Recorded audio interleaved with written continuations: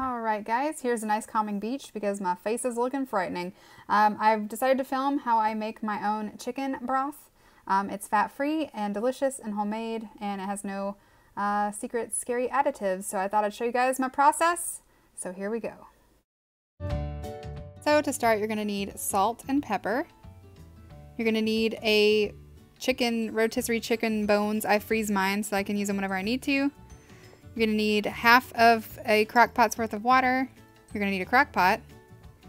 You're going to need some onion, some garlic, some carrots, and some celery.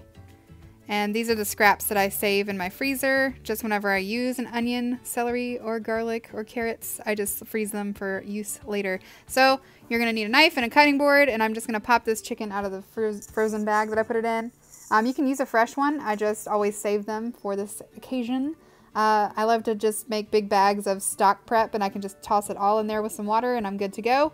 So I put the water in there. You don't want to overfill it, because if you get it too full, as it boils, it'll boil over. I know this from experience. So I'm just cutting up a whole onion and putting that in there. You don't have to peel it. You just put the whole thing in. Bloop, bloop. I love making stock. It's good to have on hand if you want to make a quick soup. It's good to add flavoring to rice and all sorts of good stuff. Doing it this way, you get so much more stock and you don't have to pay as much money.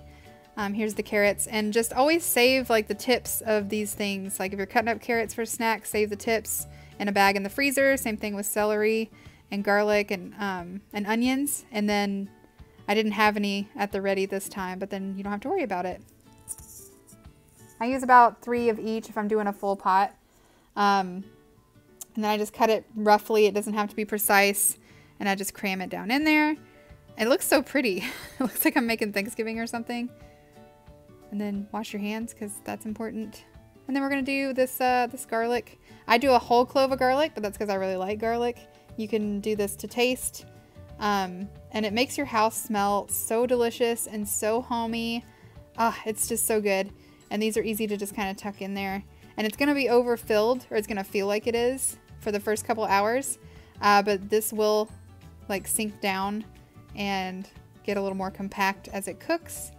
I usually put mine on high for about, I don't know, 6 to 7 hours. I have left it overnight before, so that's another thing you can do is just prep this up the night before and then turn your crock pot on and go to bed. I do mine on high and then it just keeps it warm. And then I add a little bit of salt and pepper, but I don't over season at this stage because I like to add seasonings to the soup or whatever it is I'm using the stock for. So I just put a little bit of salt in there, a little bit of pepper, nothing too crazy. And then there's the pepper, whoop whoop.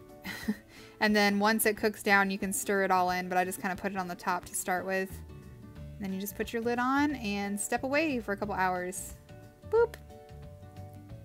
Here we go. This is what we have. This is about 6 hours later, I believe. And I just, again, you can see how golden it is. You can see just how like all the flavors are getting all together. I just squish it down. And then it's done. This is about 6 or 7 hours later. And to prep your stock, you're just going to get a ladle and you're going to drain it. You don't want any of these parts of the chicken or the vegetables in there. You just want the broth. So I just use a little ladle and then I put a sieve or a strainer, whatever these are called, into the bowl, and then I just drain it. This does take a while. And then all the stuff that's left over, all of the bones and the vegetables, I just put in a grocery bag and throw away. But look how delicious it is. I wish you guys had smell-o-vision. It smells so good. It smells like home. It's very warm and delicious. You could drink it straight like this if you guys are doing broth. I was trying to show you how golden it is. But yeah, so I love this stuff. Just a little away. Once you're done and you get it all strained out, you're just going to put it in your fridge overnight. There it is. Boop. And then as it gets colder, all the fat will rise to the top, as you will see in my magical editing in just a second. Oh, look, here is the before. Look at that golden goodness. Oh my goodness. Oh, oh, oh. And then we have it the next morning. So you see how the fat has risen to the top. Then all you have to do is take a spoon and scoop. See how gelatinous it is? That stuff is so good for you. So you just scoop the top, get the fat off, and then that makes it fat free. This does take a little while, a little bit of practice, but just get most of it off. And it's okay if you waste a couple tablespoons of the actual broth. You just don't want that fat in there.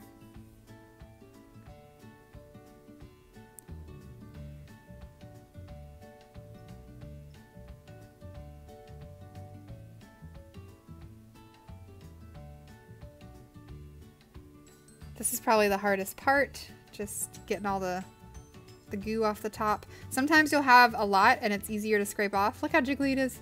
But other times you don't have very much. So this is what I do. I just put them into large mason jars and I fill the jars halfway so that when they're in the freezer they can expand and we don't have any explosions or anything like that. And then when you go to use it, I just add a little bit of water because it's concentrated in this form.